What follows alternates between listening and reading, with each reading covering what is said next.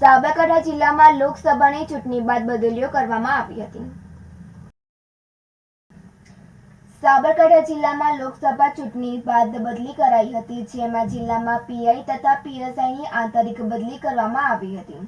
જિલ્લા પોલીસ વડા વિજય પટેલે 3 પીઆઈ તથા 7 પીએસઆઈની આંતરિક બદલીઓ કરાઈ હતી, જેમાં હિંમતનગર એ division, Himmatnagar cyber police station અને ઈડર પોલીસ સ્ટેશનના પીઆઈની બદલી કરવામાં આવી હતી।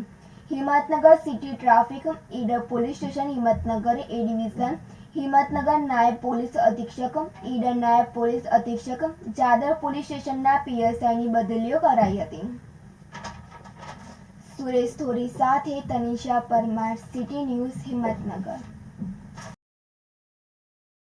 હિંમતનગરના સિવિલ હોસ્પિટલ મરણ પામેલ અજાણ્યા વ્યક્તિનો વારસો મળી આવેલ નથી। જો કોઈ તે વ્યક્તિને ઓળખતું હોય તો બી ડિવિઝન પોલીસ સ્ટેશનમાં સંપર્ક કરવો।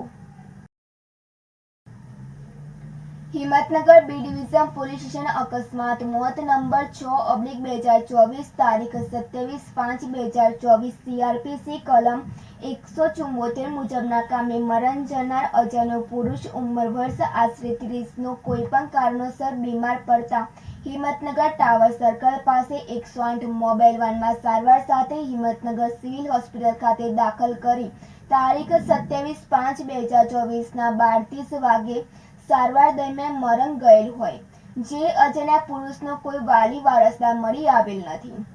જો કોઈ મરણ જનાર વ્યક્તિને ઓળખતું હોય તો Himmatnagar B division police station telephone number 027722452024 પર સંપર્ક કરવો। બિંદેશ માંડલિયા સાથે Tanisha Parmar, city news, Himmatnagar.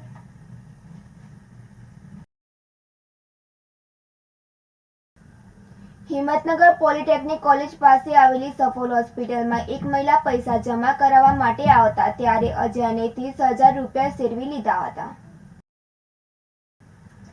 Himmatnagar polytechnic college પાસે આવેલી સફોલ હોસ્પિટલ પાસે આજે એક મહિલા હોસ્પિટલમાં પૈસા જમા કરાવવા આવ્યા હતા, ત્યારે તેમના પર્સમાંથી 12 કલાકે અજાણી 30,000 રૂપિયા સેરવી લીધા હતા। એટલે આ બાબતે ઉહાપોહ થતા સીસીટીવી ફૂટેજ ચેક કરતા આ ઈસમ શંકાસ્પદ હાલતમાં જણાયો હતો। ત્યારે વ્હાઇટ લાઇન સિક્યુરિટીના માલિક ધનરાજસિંહ ઝાલાએ આ ઈસમને ગાંભોઈ પાસેથી ઝડપી પાડ્યો હતો અને તેને ફરી સફળ હોસ્પિટલ લાવી તેના પાસેથી પૈસા રિકવર કરવામાં આવ્યા હતા। ઉલ્લેખનીય છે કે આ ઈસમને બાદમાં પોલીસ હવાલે કરવામાં આવ્યો હતો। સુરેશ થોરી સાથે Nandini Joshi, city news, Himmatnagar. Shivam Orbit કોમ્પ્લેક્સમાંથી ફોન આવેલ ભાવિકભાઈ રાવણનો મારા મેનેજર છે, આપણા કોમ્પ્લેક્સમાં ચોરીથી છે, એમની કેમેરામાં ચેક કરી મારામાં મનીષ એક આવે છે, મનીષ બારોટ રીનાથી, એ ભાઈ એ મને કીધું કે આ માણસ કોઈ વાપરીનો છે પ્રવીણ। તાત્કાલિક હું અહીંયા કેમેરાના આધારે મેં એને ચેક કરી ઉપર જઈને જે પૈસા ભરવા માટે આવેલા એમના પર્સમાંથી 30,000 રૂપિયા પેલા માણસે બહાર આવીને ફટાફટ ચોરી કરીને નીકળી ગઈ। કેમેરાના આધારે મને ખબર પડતા કોઈ વાપરીનો છે, હું તાત્કાલિક ગાડી એના પાછળ દોડાવીને કોઈ ચોકડીથી રિક્ષામાંથી પકડી પૈસા એના અહીંયા ગાડી લાવીને કબૂલાઈને એ પાર્ટીના હાથમાં પૈસા આપીને માણસ પોલીસના હાથમાં સુપ્રત કર્યો છે। શું નામ તમારું? Dhanrajsinh Zala, White Line Security Service. હિંમતનગરના બેના રોડ આરસીસી રોડ તૂટી ગયેલ હતો। હિંમતનગર શહેરના બેના રોડ આરસીસી રોડ તૂટી ગયો છે, જે બેના રોડ પર આવેલી મેના પાર્ક સોસાયટીમાં 3 મહિનામાં રોડ તૂટી ગયો હતો। કોન્ટ્રાક્ટર દ્વારા હલકી ગુણવત્તા રીતે કરેલ કામને લઈને આરસીસી રોડ તૂટ્યો છે, જેથી તંત્ર દ્વારા કોન્ટ્રાક્ટરે કરેલા આરસીસી રોડની તપાસ કરવાને લઈને સ્થાનિક લોકોની માંગ ઉઠી છે અને હજી તો ચોમાસુનો વરસાદ પડ્યો નથી તે પહેલા આરસીસી રોડ તૂટવાના બનાવો બની રહ્યા છે। સુરેશ થોરી સાથે તનિષા પરમાર, સિટી ન્યૂઝ, હિંમતનગર। સાબરકાંઠા જિલ્લાના હિંમતનગર સ્કૂલ વાન એસોસિએશન દ્વારા સ્કૂલના વાનના ચાલકોને ટેક્સી પાસિંગ ફરજિયાત કરતા કેનાલ ફ્રન્ટ પર એકઠા થઈને જિલ્લા કલેક્ટરને આવેદનપત્ર આપીને રજૂઆત કરી હતી। રાજ્ય સરકાર દ્વારા સ્કૂલના વાહન ચાલકોને ટેક્સી પાસિંગ ફરજિયાત કરતા આરટીઓ દ્વારા મોટા પાયે ચેકિંગ કરાઈ રહ્યું છે, ત્યારે હિંમતનગર વાન એસોસિએશન દ્વારા એકઠા થઈને જિલ્લા કલેક્ટર આવેદનપત્ર આપીને રજૂઆત કરી હતી. વાહન ચાલકોએ સ્કૂલના વિદ્યાર્થીઓને લઈ જવા અને લાવવાનું કરે છે, ત્યારે સરકાર દ્વારા ટેક્સી પાસિંગ કરવા ફરજિયાત કરતા વાહન ચાલકો દ્વારા વિરોધ કરવામાં આવ્યો હતો. હિંમતનગર આરટીઓ અને ટ્રાફિક પોલીસ દ્વારા ચેકિંગ હાથ ધરાયું હતું, જેમાં કેટલા વાહનોની મેમો અને ડિટેન કરવામાં આવ્યા હતા, જેને લઈને સ્કૂલ વાહન ચાલકો એકઠા થયા હતા. જો કે હિંમતનગર વાહન એસોસિએશન દ્વારા સ્કૂલ વર્ધીના વાહન ચાલકો આરટીઓના નિયમો પાળવા માટે તમામ વાહનોના ડોક્યુમેન્ટ આપવા બંધાયેલા છે. સિવાય ટેક્સી પાસિંગને લઈને તમામ હિંમતનગર વાહન એસોસિએશન દ્વારા વિરોધ નોંધાવ્યો હતો.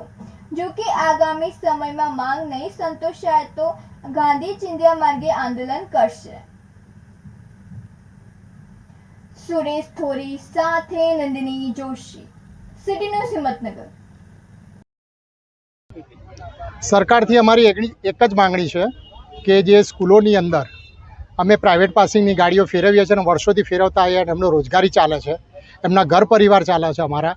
અને અત્યારે સરકારે જે તકલાકી નિર્ણય કર્યો છે કે ભાઈ ટેક્સી પાસિંગ કરાવો, અમે બીજા બધા ડોક્યુમેન્ટ પ્રોવાઈડ કરવા માટે આરટીઓને તૈયાર છીએ, પણ આ જે પીળા નંબરનું પાસિંગ ટેક્સી પાસિંગ કરવાનું જે કીધું છે અમને મંજૂર નથી. તો એના માટે સરકાર થોડી બાંધછોડ કરે એવી અમારી નમ્ર ગુજારિશ છે અને અમારા બધાની માંગ છે. કેટલા લોકો ભેગા થઈને આજે શું રજૂઆત? અમે 100 થી 150 માણસો ભેગા થઈ અને કલેક્ટર સાહેબ તો હાજર નથી, પણ અધિક કલેક્ટરને અમે આવેદનપત્ર આપવા જઈ રહ્યા છીએ અને સરકાર આ બાબતે સંતોષકારક અમારા તરફી નિર્ણય લેશે એવી અમને સંપૂર્ણ આશા છે. તમારી માંગ નહીં સંતોષાય આગામી સમયમાં માંગ નહીં સંતાય તો સ્કૂલવાળા સંચાલકો, આચાર્યશ્રીઓ, વાલીઓ પણ અમારા સપોર્ટમાં જ છે. એ પણ અમારી સાથે કદાચ આંદોલનમાં જોડાશે અને આંદોલન ઉગ્ર આંદોલન થઈ જાય તો એ સરકાર માટે ચેતવણી સ્વરૂપ હશે. હિંમતનગર ખાતે રેડક્રોસમાં રક્તદાતાઓનું સન્માન કરાયું હતું. હિંમતનગર ખાતે આવેલ રેડક્રોસમાં 25 થી વધુ રક્તદાતાઓનું સન્માન કરવામાં આવ્યું હતું, જેમાં 25 થી 80 વખત રક્તદાન કરનારા રક્તદાતાઓનું સન્માન કરાયું હતું અને આજે રક્તદાન પણ કર્યું હતું.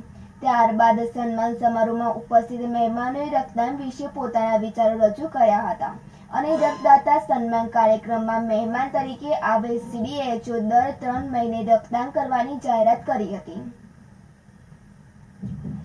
સુરેશ થોરી સાથે Tanisha Parmar, city news Himmatnagar. Digital ક્રાંતિના પગલે ભારત વિકસિત બનવા તરફ જઈ રહ્યું છે. જો કે સાયબર ક્રાઇમમાં પણ હવે વધતા જતા બનાવના પગલે સાબરકાંઠા જિલ્લા પોલીસ દ્વારા પ્રેસ કોન્ફરન્સ કરી ગુજરાત સહિત સાબરકાંઠાના આંકડાઓ રજૂ કર્યા હતા, જેમાં સાબરકાંઠા જિલ્લાએ અત્યાર સુધી 2.5 કરોડથી વધારે રકમ બેંકમાં ફ્રીઝ કરી 72 લાખથી વધારે નિરાકરણ સાયબર ક્રાઇમથી બચાવી સ્થાનિકોને પરત આપી છે. એક તરફ ડિજિટલ ક્રાંતિના પગલે છેવાડાના વ્યક્તિ સુધી રોજબરોજના જીવનમાં ફેરફાર થયો છે. જો કે હવે સાયબર ક્રાઇમ માટે પણ સ્થાનિકોએ જાગૃત થવાની જરૂરિયાત હોય તેવા આંકડાઓ સામે આવ્યા છે. સાબરકાંઠા સહિત સમગ્ર ગુજરાતભરમાં પ્રતિદિન હજારો લૂંટના ગુનાઓ બને છે. સાયબર ક્રાઇમની વાત કરવામાં આવે તો અત્યાર સુધીમાં 30 થી વધારે પ્રકારના સાયબર ક્રાઇમ નોંધાઈ ચૂક્યા છે, જેમાં OTPથી લઈ મોબાઈલ નંબર અને બેંક એકાઉન્ટથી લઈ મોબાઈલ નંબર શરૂ રાખવા માટેની વિવિધ ટેકનિકોનો ઉપયોગ કરી સાબરકાંઠા સહિત ભારતભરમાં કરોડો રૂપિયાની ઠગાઈ થતી રહેલી છે. સાબરકાંઠા જિલ્લાની વાત કરવામાં આવે તો છેલ્લા 1 વર્ષમાં 2200થી વધારે ફરિયાદો સાબરકાંઠા જિલ્લા સહિતને મળી છે, જેમાંથી સાબરકાંઠા જિલ્લા પોલીસ દ્વારા તાત્કાલિક એક્શન સ્વરૂપે કામગીરી કરતા 2.5 કરોડથી વધારેની રકમ સાયબર ક્રાઇમ આચરનારાઓના એકાઉન્ટમાં ફ્રીઝ કરાઈ છે, જેમાંથી 72 લાખથી વધુની રકમ સ્થાનિક ભોગ બનતા વ્યક્તિઓને પરત આપવામાં આવી છે. જો કે આજની તારીખે પણ મોટા ભાગના લોકો સાયબર ક્રાઇમની ફરિયાદ કરવાથી બચવાનું મુનાસિબ માને છે. સામા પક્ષે દિન પ્રતિદિન વધતી જતી સાયબર ક્રાઇમની ફરિયાદોને રોકવા તંત્ર દ્વારા વિવિધ પ્રયાસો હાથ ધરાવે છે. ત્યારે આગામી સમયમાં હવે સ્થાનિક કક્ષાએ લોકો જાગૃત થાય તે જરૂરી છે. સુરેશ થોરી સાથે નંદિની જોશી, સિટી ન્યૂઝ હિંમતનગર. આપણે જે રીતે ડિજિટલી વિકાસ કરી રહ્યા છીએ એમ સાયબર ક્રાઇમ ફ્રોડની સંખ્યાઓ પણ વધતી જાય છે. સાયબર ક્રાઇમ ફ્રોડના વિવિધ પ્રકારો છે, જેમાં ખાસ કરીને fake identity fraud, investment fraud, card fraud, online shopping fraud, without OTP fraud, loan application fraud, fraud by link, job fraud, booking fraud, social media fraud, customer care fraud, OTP fraud, nude video call fraud, social media fraud, OLX fraud, cashback fraud, KYC fraud, gift fraud, lottery fraud, tours and travels fraud, escort fraud, insurance policy fraud, electricity bill payment fraud, blackmailing, આ તમામ પ્રકારના અલગ અલગ fraud થકી લોકો cyber ક્રાઇમનો ભોગ બને છે. સામાન્ય રીતે લોકોને ખબર હોતી નથી અને કઈ જગ્યાએ એનો ફરિયાદ લખાવવી, એની માટે સરકારે 1930 પોર્ટલ ચાલુ કર્યું છે, જેની પર ટિકિટ જનરેટ થાય છે અને ત્યાં તમે જે પ્રકારનો ફ્રોડ થયો હોય એ તેનું વર્ણન કરવાથી, જે તે ખાતા નંબર આપવાથી ત્યાં એની રકમ ફ્રીઝ પણ થઈ જતી હોય છે. આ જે આખા ગુજરાતના જો આંકડા કહેવામાં આવે તો વિવિધ પ્રકારના ફ્રોડ છે, એમાં કુલ 503 કરોડ રૂપિયા લોકો સાથે ચીટિંગ થયેલું છે.